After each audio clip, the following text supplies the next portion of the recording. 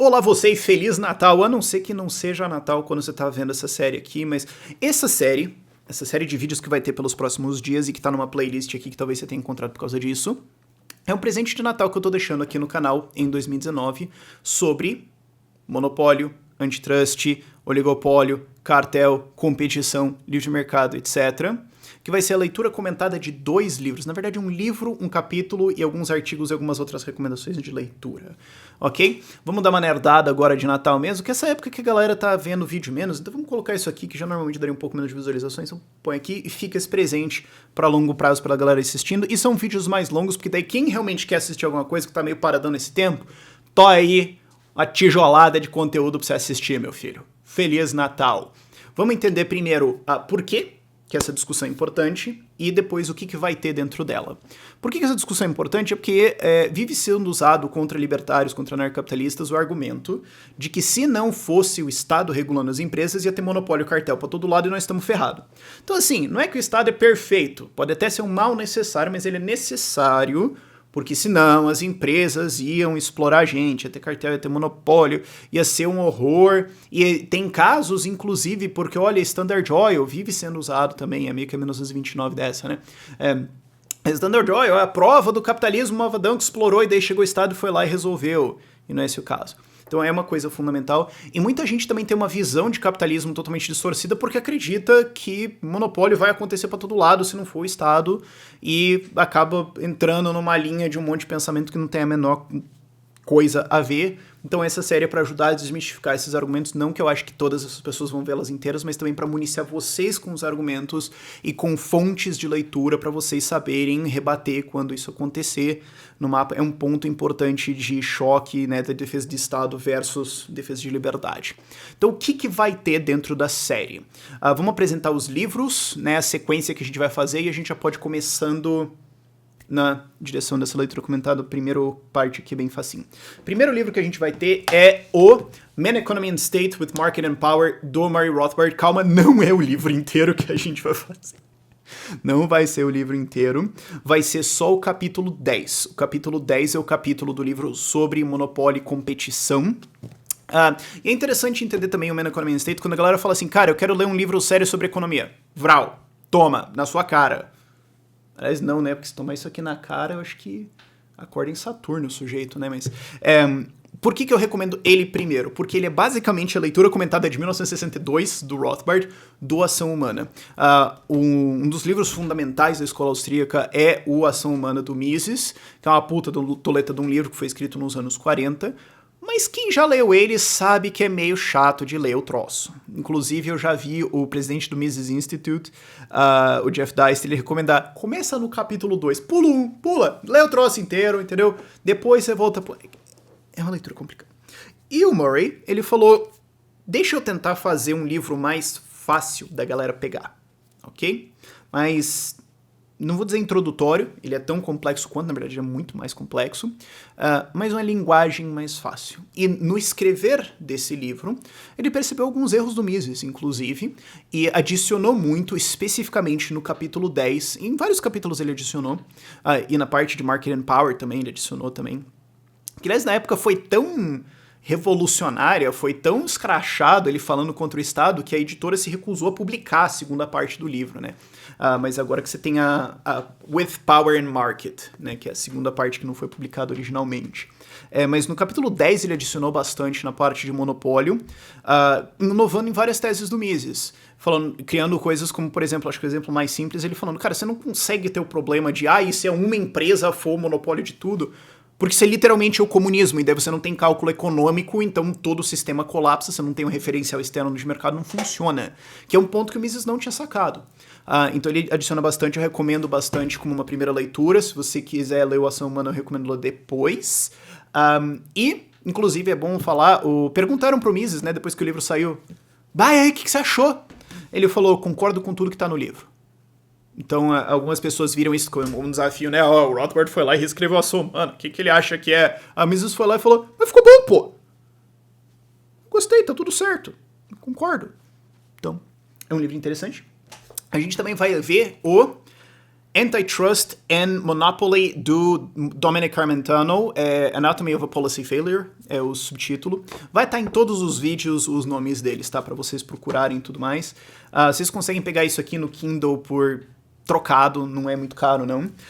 E aí vai ser, sim, o livro inteiro. A primeira parte dele é sobre competição e monopólio, teoria mesmo. Fica um pouco repetido com o Man Economy and State, mas o Man Economy and State é de 1962, o do Armentano é de 82, então você tem 20 anos aí de uma atualização.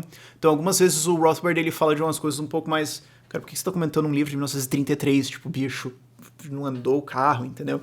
O Armentano, ele traz algumas coisas novas, então fica mais atualizado, então vamos ter um pouco de uma repetição, assim, mas eu acho bom isso, pra você ver contrastes, ver evolução também. E essa série é uma puta nerdagem mesmo, então vamos lá. E ele também faz uma análise histórica, a maior parte do livro, né? É uma análise histórica dos casos de antimonopólio que foram processados na justiça nos Estados Unidos. Então vamos abrir caso um por um, pra mostrar que basicamente é tudo furada, tem decisões absolutamente ridículas, e entre elas tá a geminha dessa série. Tem duas, mas essa é a maior, que é a análise do caso da Standard Oil. Ele analisa aqui, mas além disso, para analisar o caso da Standard Oil, a gente também vai usar algumas coisas dos livros House of Morgan, eu não vou lembrar aqui. É um biógrafo lá importante, mas a gente vai usar... eu gosto de dar de referência o Iowa Pool, do Julius Gurdinsky, mas se bem que é só meio que pra provar um ponto super marginal, você não precisa comprar esse livro de 1950 e cacetada só pra... Entendeu? Até porque eu nem sei se vai achar, honestamente, mas enfim, vai ter isso. Vai estar o Railroads and Regulation, do Gabriel Kolko, e eu também uso bastante o The Progressive Era, do Murray Rothbard, mas eu só tenho ele em Kindle, então... Imagina que é o livro, tá? E sim, eu tenho um Doji no meu Kindle, pra não ser levado muito a sério. Mas enfim, são essas fontes, e também tem um artigo muito bom do McGee, que vai estar citado no vídeo da Standard Oil, sobre o caso da Standard Oil também. Vai ter algumas outras coisas talvez que a gente vai trazendo no meio, mas o grosso é isso. Agora a gente vai ver principalmente esses dois livros, vai ser bem divertido. Vamos começar. Mas vamos começar lá do comecinho, ponto 1a. O conceito de soberania do consumidor versus soberania individual.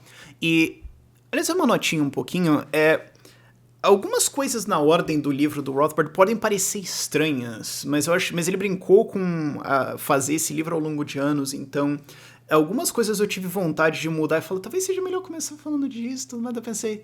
Eu tô pensando nisso há uns meses, ele pensou nisso por anos, provavelmente a organização dele é o melhor caminho. Então, às vezes você vai pensar, cara, esse ponto tá indo pra onde mesmo? E daí quando chega você fala, entendi por que isso tem que estar aqui pra depois a gente falar isso. Lógico. Então, às vezes precisa de um pouquinho de fé na organização do livro. Às vezes o Rothbard pode ser um pouco estranho nisso, quem tá acostumado a ler ele mais sabe como isso acontece. Mas vamos começar pelo conceito de soberania do consumidor, ok? E ele começa já falando uma frase que vai precisar de um pouquinho de explicação. Quem já é macaco velho do canal não, mas vamos deixar por completude e explicar isso um pouco. Ele fala, a gente já viu nesse livro que um livre mercado, uma free market economy, e quando ele diz free market economy, para ele não tem nem o Estado na conversa, tá? As pessoas vão tender a produzir os bens que são mais demandados pelos consumidores. Então note-se que tem uma palavra importante aí chamada tendência. Ok? A gente vai abordar essa parte. Mas o que ele quer dizer? Ele está falando no livre mercado. No livre mercado você tem um sistema de preços. Todo mundo tem propriedade privada, propriedade dos fatores de produção, livre comércio. E o que acontece? Demandas das pessoas existem. E o que acontece? Empreendedores estão tentando responder a isso. Eles estão tentando sempre ver o que o cara quer, baseado no que eu estou vendo, baseado no sistema de preços, baseado nos preços de consumidor que eu estou vendo lá e nos preços de fatores de produção, terra, tempo e trabalho, né? Baseado nesses preços todos, o que eu posso organizar aqui que responde a essa demanda? Então é a comunicação de organização de produtos escassos, de itens, recursos escassos, numa economia respondendo a preços. Isso é uma economia capitalista, ok? Você precisa do empreendedor, é uma coisa que a escola austríaca marreta de porrada o tempo todo, e que muitas vezes, se você pegar um manual de economia daqueles toleta mesmo, tipo o Man Economy and State, e você vê a página de empreendedorismo, Tem assim, a página em que eles falam sobre isso. A propósito, o empreendedor é o cara que abre tipo um CNPJ, é isso. E o resto da economia parece que, não, o PIB sobe, assim, tipo, não parece que... é engraçado isso, muitas vezes, especialmente mais antigamente, ultimamente isso tem mudado um pouco, mas antigamente você vê, parece que assim, a economia anda sozinha. A escola austríaca vive reforçando o empreendedor, o cara que está operando, o consumidor, como é que as pessoas estão sempre vendo isso pelo prisma de ação humana. Então, eles estão sempre pensando como é que o empreendedor vai fazer as coisas e está dizendo, numa economia de livre mercado, o empreendedor tende a produzir, a responder a incentivo de preços e produzir aquilo que é mais demandado pelas pessoas. Então aí você pode falar, mas aí esse mercado não está fazendo isso aqui, eu achei que ele deveria estar fazendo. Bom, aparentemente o mercado discorda. Porque a gente pode ter os nossos juízos de moral de o que deveria estar sendo feito, mas se numa livre economia, que não é o que a gente tem hoje no mundo, se tem alguma coisa acontecendo e não outra, tende-se a ser porque essa outra não é o que vale a pena fazer agora. Não quer dizer que ela nunca vai ser feita. Conforme produtividade sobe, recursos escassos vão sendo alocados de uma maneira cada vez melhor e mais produtiva, objetivos mais elevados, mais distantes de sobrevivência imediata vão sendo mais viáveis, porque eles são que agora você resolver as coisas e você tem maior produtividade para poder produzir essas coisas. A humanidade era capaz de produzir uma Ferrari no ano 436? Sim. É só que era tão improdutiva a economia que isso ia demorar séculos. Hoje a gente tem uma economia tão produtiva que você produz uma Ferrari em horas ou dias. Bom, sei lá, não sei quanto tempo leva fazer uma Ferrari, mas um carro comum é uma coisa trivial. Em horas sai lá da fábrica e pronto. Certo? Então você tem que ver como é que você vai organizar essas coisas.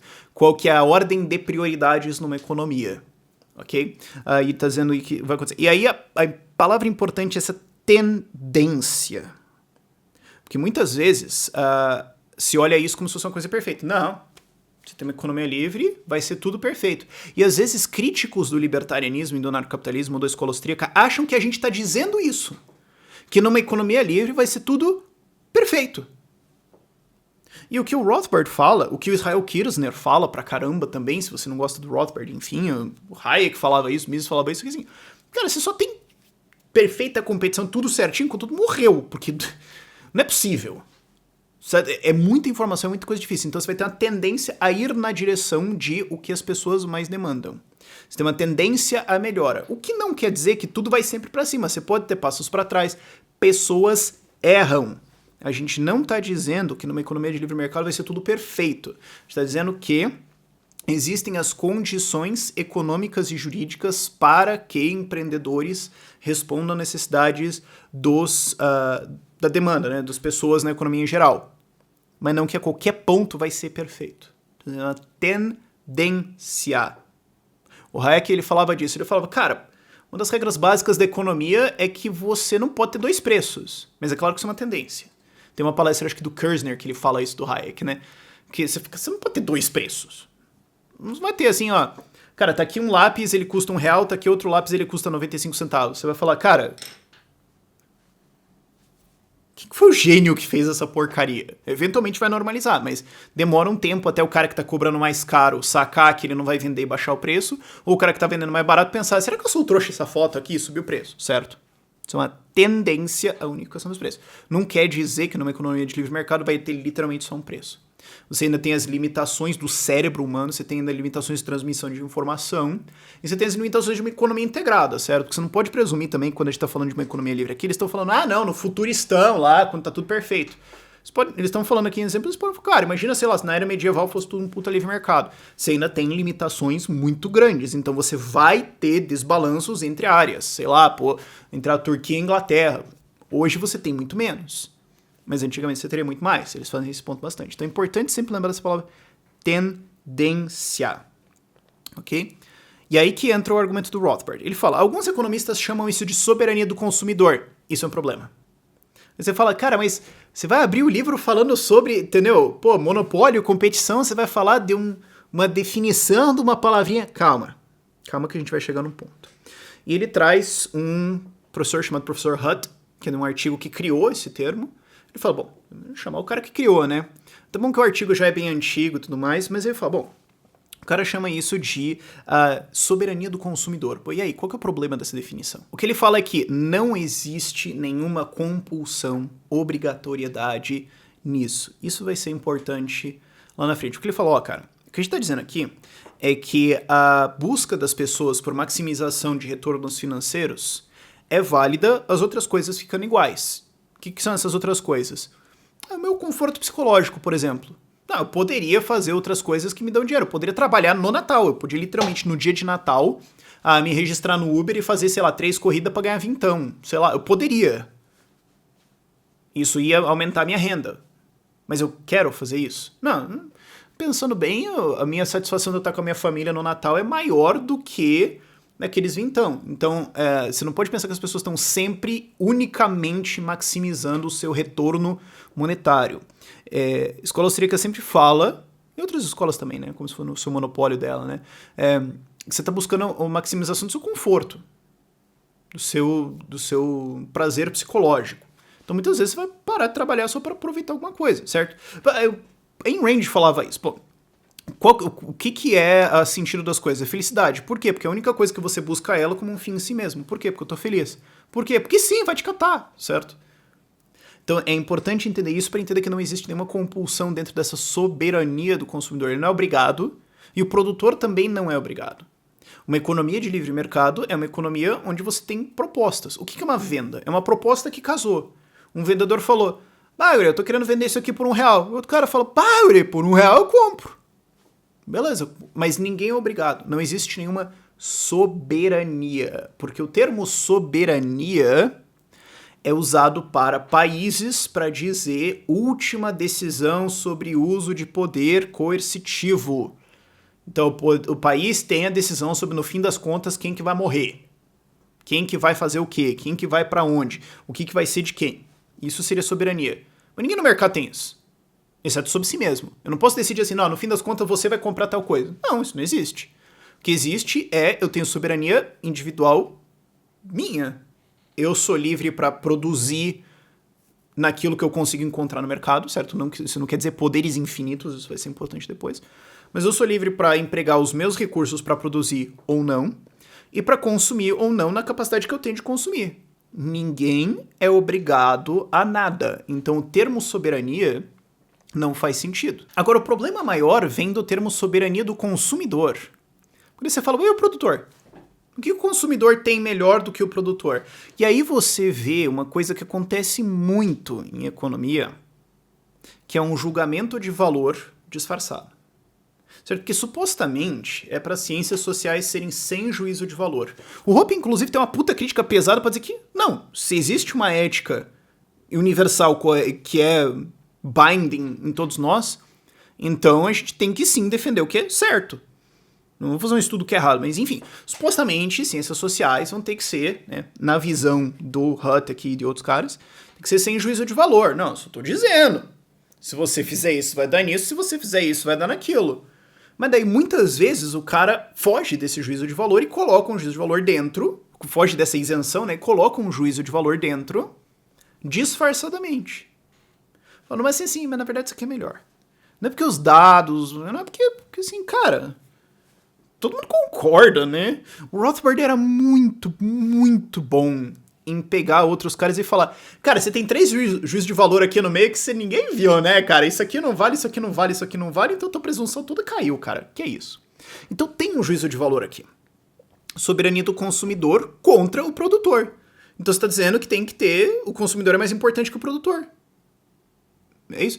E parece meio exótico isso, mas assim, cara, outro dia no Twitter eu vi um economista usando esse termo, soberania do consumidor. Aí você pensa, não, o cara não vai puxar um termo de um artigo do 1940 e cacete. Vai! Ainda é usado muito hoje. E tem um juízo de valor aí de que o consumidor é melhor do que o produtor, então ele tem que ser protegido. Para ser justo com o Hutt, e o Rothbard aponta isso, o próprio Hutt percebe isso no artigo dele, se você ler, você vai perceber isso. Só que daí ele tenta dar umas escapadas meio, cara, não. Porque ele fala, não, mas um produtor também pode ser um consumidor. Digamos, eu tenho uma fábrica, eu quero comprar uma máquina, eu sou o consumidor dessa máquina. Eu não sou, só porque eu tenho uma fábrica, eu tenho que ir pro escambau. Não, pode ser que eu tô consumindo a máquina, eu sou um consumidor. Você fala, tá, mas ainda assim alguém vai ter que produzir essa máquina. Ainda assim vai ter um produtor. Por que você é melhor que o produtor? E não que tenha alguma coisa de errado em você separar o mundo em consumidores e produtores. tem uma análise útil disso. É só que quando você vai para análise de mercado, isso para de fazer sentido. E aí você começa a perguntar, mas qual é o consumidor? Que você vai ser produtor e consumidor em vários lugares diferentes. Então, quando você é consumidor, você tem soberania. Quando você é produtor, você que se ferra. Como é que vai funcionar isso? E qual que é o critério? E aí ele começa a colocar algumas coisas, e de novo, Rothbard aponta isso. Ele começa a criar um ideal ético contra o qual transações têm que ser comparadas. Sem justificar essa ética, sem justificar essa moral. E isso tá muito em direito do consumidor hoje. Você vê isso. Não, a empresa tem que se ferrar. Por quê? Porque é uma empresa, ué. Não, eu fui lá e comprei um negócio, então a justiça tem que decidir ao meu favor. Por quê? Porque ele é um produtor e eu sou um consumidor. Isso é colocado hoje, mas não tem nenhuma justificativa. Ué, não são iguais todos perante a lei? Da onde que... Eu abri um CNPJ. Não, perdeu uns direitos aqui, filho. Que história é essa? Ele começa a criar umas réguas de, não, aqui pode ser, aqui não e tudo mais. Uma das estranhas que ele cria é que ele fala, não, ó, tudo bem você, como um produtor, não vender alguma coisa. Aí você começa restrição de venda, monopólio, cartel, ó, tá vendo onde vai ir? Tudo bem pro Hutt você não vender alguma coisa se é pro seu desfruto pessoal. Digamos, pô, sei lá, eu chego e falo, cara, eu queria a camiseta no teu corpo. Não, eu não quero vender. Não, soberania do consumidor, você vai ter que me vender. O cara fala, não. Camiseta eu tô usando. Não, é pro meu desfruto pessoal. Aí tudo bem. Mas pro Hutt fala, não. Mas se ele tá restringindo só pra obter um ganho monetário maior, aí não pode. Então se eu tenho uma loja de roupa e tem umas camisetas lá, o cara fala, eu queria comprar por 30. Eu falo, né, eu tô violando a soberania do consumidor. Eu falo, não. Mas ainda assim você vê algumas coisas. Não, porque o cara tá se recusando a vender nesse preço. Propriedade dele. Por que ele é obrigado? Não, porque ele tá restringindo vendas. Não, pera. Você percebe que se você defender isso como uma régua ética, o que você tá dizendo é que o consumidor decide o preço? Porque é como se o cara chegasse e falasse, olha, eu quero comprar isso por 30. Não. Então você tá errado, criminoso. Não, porque é o consumidor decidiu que deve ser 30. Você quer vender por 30? Não. Tá errado. Percebe esse problema? Porque se o cara pode falar, não, eu não vou vender a não ser que seja esse preço, se ele não pode falar isso, o consumidor vai chegar e falar, eu quero por 0. E o cara vai falar, não, por 0 não, eu não vou doar. Não, soberania do consumidor, cara, eu tô consumindo a sua doação de uma camiseta pra mim aqui. Então você entende que quem tá vendendo tem que ter o direito de não vender, porque se ele não tem isso, na prática o consumidor decide o preço. De novo, para ser justo com o Hutt, ele reconhece que é muito difícil você pegar a diferença. Não, quando que o cara tá fazendo por gosto pessoal, porque eu vou, sei lá, eu tenho um carro antigo, que era do meu pai, aí alguém quer comprar ele, eu falo, cara, era o carro do meu pai, velho, eu não vou vender porque, pô, tem uma ligação emocional aqui. Mas se for por 2 milhões eu vendo. Como é que você cruza a linha que você fala, não, aqui não. Ele reconhece que é difícil. Só que o problema é que não tem diferença. Não tem nenhuma, porque... eu restringir a venda de alguma coisa porque eu tô exigindo um preço, é porque eu vou receber esse dinheiro em troca, porque eu vou gastar eu não vou pegar esse dinheiro e ficar olhando pra ele e pensar, eu não vou fazer isso. Eu vou usar esse dinheiro, seja agora ou no futuro, eu vou pegar ele e economizar ele pra conseguir um retorno, mas em última análise eu vou usar ele pra ter um desfruto pessoal. Eu vou consumir alguma coisa, ou eu, sei lá, vou acumular um puta patrimônio e deixar pros meus filhos e pensar, tipo, e ter esse patrimônio economizado e saber, cara, quando eu morrer, meus filhos vão estar supimpa, vai estar tudo armadinho pra eles, ou vai ser tudo pra caridade, sei lá, de alguma forma eu vou tirar algum benefício psíquico disso. Então não existe uma diferença entre ganhar dinheiro e uso pessoal. E uso para benefício próprio ou para ganho psíquico próprio. Eventualmente, você está me fazendo... O que é uma venda? É uma proposta de eu te ofereço um valor maior do que você acha que vale. Eu posso falar, cara, camiseta no meu corpo, cara, eu paguei, sei lá, 50 reais nela. Mas se me oferecer 70, eu não vou tirar a camiseta no meio da rua, dar pra você e voltar pra casa sem camiseta. Mas se tu falar em quinhentão, cara, talvez eu aceite. Entendeu? O que é uma venda? Uma proposta em que você tá tentando fazer um valor pra mim mais alto do que eu acho que essa coisa vale. Então não tem um trouxa numa venda. Isso é uma coisa importante pra entender também. Porque às vezes as pessoas pensam que venda sempre tem um trouxa, tem alguém que foi enganado. Não. Os dois saíram ganhando. Um cara tem um estoque de atum e você tem dinheiro. O cara vai comer 50 toneladas de atum? Não. Então ele vendeu uma tonelada, ou sei lá, 1 quilo, um peixe, pra você, ele sai ganhando, porque ele sai ganhando dinheiro. Mas você não tem comida, você fala, cara, eu quero muito atum porque eu gosto. Então você comprar, você sai ganhando também. Os dois saem ganhando. Isso é uma venda. Ou pega um exemplo até que seria engraçado, que o Rothbard dá. O trabalhador. O trabalhador fala, cara, eu não vou trabalhar no Natal. Digamos, o meu chefe me dá a opção, cara, você pode ficar aí, ganhar tanto, ou não. Você pode ficar em casa com a tua família. Cara, pelo tanto que você está me oferecendo, não, eu vou ficar em casa. Você está restringindo a produção, você não está vendendo o seu trabalho, você está reduzindo, mesmo que um pouquinho, ou se for uma empresa pequena, você está reduzindo bastante, na verdade, a quantidade de horas de trabalho que está sendo colocado em alguma coisa, porque o valor ofertado para você não é suficiente para valer o benefício psíquico que você vai ter com outras coisas. Ah, mas você pode estar fazendo isso só para você ganhar dinheiro. Bom, sim, mas como é que você sabe a diferença? E não tem. Você vai ter que me oferecer um dinheiro que vale mais a pena do que as outras coisas que eu vou fazer. Então, o ganho monetário e esse meu ganho psíquico são o mesmo. Não tem como você diferenciar isso e falar, não, aqui ele tá estocando porque ele é canalha. Ele é maldito, ele é malvado. Então, isso é importante de entender. Falei que ia chegar em algum lugar. Quando você vai criticar o monopólio, o cara até fala, não, porque os caras podiam estar produzindo mais. Podiam. Você, por exemplo, desculpa incomodar, mas você, por exemplo, você podia não estar vendo esse vídeo agora, você podia estar trabalhando em alguma coisa. Ah, mas podia estar trabalhando em alguma coisa, sei lá, um aplicativo, alguma coisa assim que nem vai me pagar muito. Mas podia. Tá aqui vendo esse vídeo, e aí? Você não tá restringindo, você não tá negando ao mundo essa tua força de trabalho aí, não, folgado? Você fala, não. Não, mas seu monopólio, você tá reduzindo a oferta de trabalho, cartel, essa porcaria aí. Tem que condenar esse cara. Você fala, não, tá vendo como é absurdo? Mas é o que é usado contra dizer, ah não, os caras estão restringindo produção, estão restringindo output, a gente calculou. Tem uma puta doutrina inteira de antimonopólio que é isso, vamos calcular o output de uma firma. Não, ela podia estar aqui, mas ela está produzindo aqui. Então ela está produzindo menos que ela poderia, então carca a faca nos caras. Como diz Walter Block, essa é uma lei de trabalho forçado. Porque é como se um juiz falasse assim, ah cara, você podia estar trabalhando 12 horas por dia, né? Larga de ser bunda mole, tá aí, entendeu? Pô, cuidando do cabelo, indo fazer jiu-jitsu e tudo mais. Não, cara, você podia estar trabalhando mais. Condenado, vai trabalhar lá. A gente sabe que isso é um absurdo. Agora, se uma empresa é condenada porque ela podia estar produzindo mais, muita gente acha isso normal. Mas não. Pensa, o exemplo mais absurdo que é sempre dado com isso é tipo cantor. Sei lá, que pega qualquer banda, o Iron Maiden. O Iron Maiden podia soltar um álbum todo ano. Eles podiam. Eles fazem isso? Não. Metallica. Metallica ficou anos sem soltar um CD. Eles podiam soltar um CD todo ano? Sim, eles são ricos. Eles podem parar tudo que eles estão fazendo e ficar gravando no estúdio ininterruptamente. Eles não fazerem isso é uma ação monopolista? Eu podia fazer live stream aqui no canal, gravar vídeo inteiro. Você podia também. Você podia estar trabalhando uma porra de coisa. Isso é monopólio. Isso é buscar um preço monopolista? Isso é violar a soberania do consumidor que não está tendo o direito de consumir o que você ia produzir? Não. Ainda assim, isso é o núcleo da doutrina antimonopólio. E mais, mas é que tem um preço aqui que é monopolista e exploratório. Mas eu tô comprando. Porque o que acontece? Os preços são o resultado da vontade das pessoas na economia. Tende a ser, né? Vamos focar na palavra tende. Então o que acontece? Não, mas esse preço aqui é exploratório e tudo mais. Mano, tem um monte de gente comprando. Então, no fim das contas, a produção dos produtores é uma função da demanda das outras pessoas. Se as pessoas estão comprando aquele produto, é uma escolha que elas fizeram.